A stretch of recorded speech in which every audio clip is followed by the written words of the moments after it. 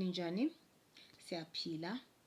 Siyabonga ukuba lana ngalesikhathi. Thank God for everything. Thank God for his love. Thank God for his mercy. Amen. Amen. So last time senze uGenesis 1 until 3. So today sogoza uGenesis 1 from verse 4 I think until verse 5 or verse 6. But iGenesis 1 masiqala ngayo, iGenesis 1 verse 4 ithini masiqala ngayo lana ithi and God saw the light that it was good, and God divided the light from darkness. So God divided the light from darkness. So that is living with discernment, in Genesis 1 verse 4. So how do we live that? We ask God daily. We have to ask God daily that he brings us closer to his truth, and pulls us away from the confusion, right? So that means is separating, and also to choose clarity over compromise. So guard what you allow into your mind, heart, and spirit. You ask God to guard what you allow, to assist you, so you can guard what you allow in your mind, your heart, and your soul, so that the light can shine, isn't it? So for the light to shine, you need to have his you need to have his love and his light in you, so that you'll be able to differentiate between what is good and what is bad. You cannot allow just anything in your mind or in your heart or in your spirit, isn't it? So before you do anything, you have to pray. When you pray, you ask God, show me what is light and what is not, so as a believer already you know that not everything that feels good is good. So God's light always brings peace. So with God's light, we will always have peace, because it brings peace, and also it brings what? The truth. It has the truth in it. So in Genesis 1 verse 5, it says, God called the light day, and the darkness he called night. So the evening and the morning were first day. That means God now is naming darkness day, night, and is naming what? Day, light. So it's naming day, light, and then darkness, night. God did not eliminate darkness. No, he assigned it a place. So how do we live that? Understand that struggle and trials and challenges are part of the journey. So they are part of your spiritual growth. For you to grow spiritually, you have to go through darkness. That darkness, what? Seasons. So don't panic when you are in the night season. Learn to rest when it's time to rest, and work when it's time to work. Remember, when you rest, you can only rest in the night. So that means you rest during the dark times. You need to read the word. You rest in the word. You rest in prayer.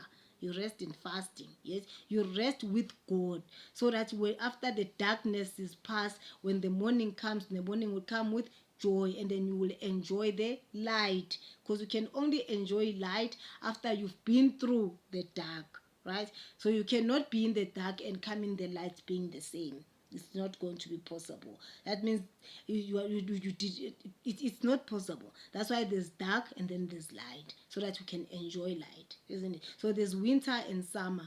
The reason there's winter is for us to enjoy summer, because now if it's always summer, we won't appreciate summer. But because there's the winter and summer, then we appreciate summer as much as we appreciate what? Winter.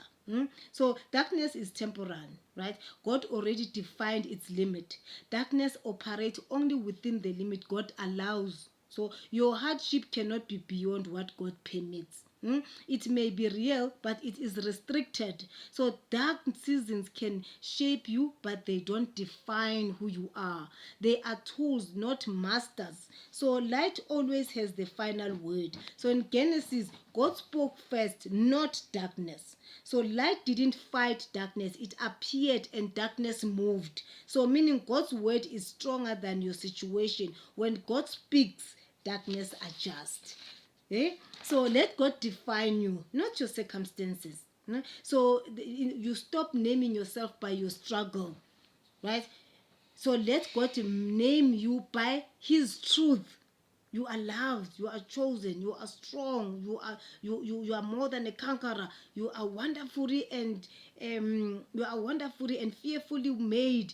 You are you are growing, you are becoming. Yeah, those are the words that God wants you to do. Those are the words that God said you are. You are the light of the world. Yeah. So when something negative happen, replace the label. No.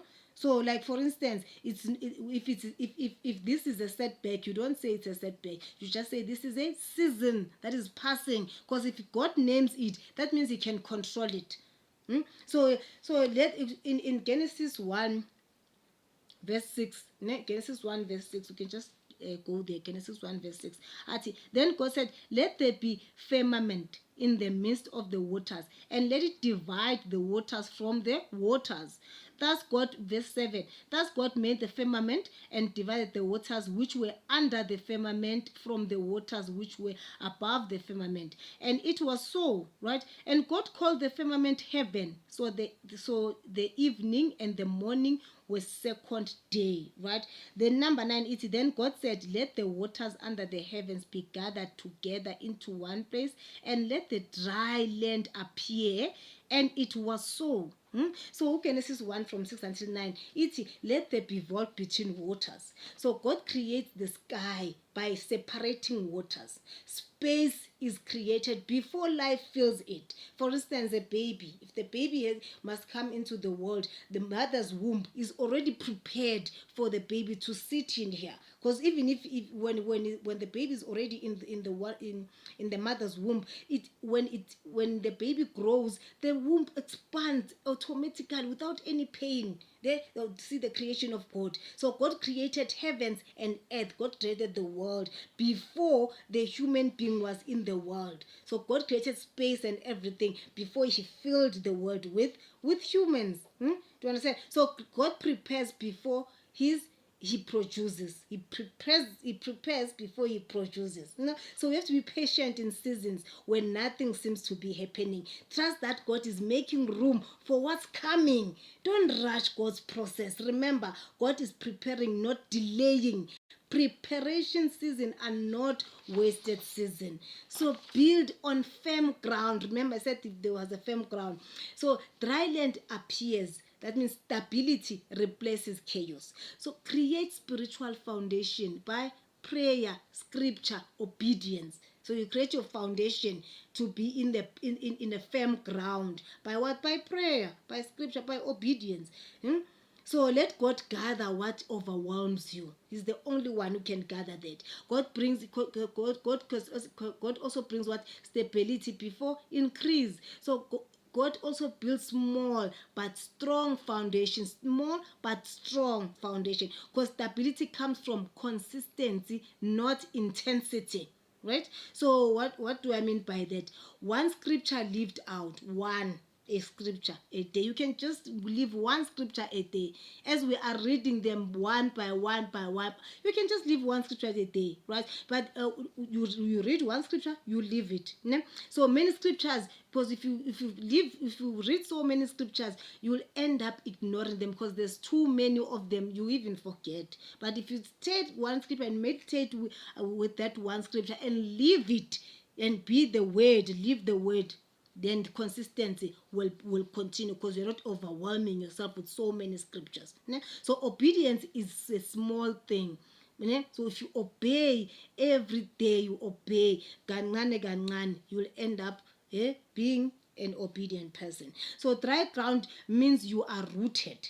A grounded believer is not easily shaken. So a tree, you know that a tree thrives because its roots go deep into the soil. Likewise, your faith grows strong when it's rooted in the word of God. So study it. Let it guide you. Let it guide your life.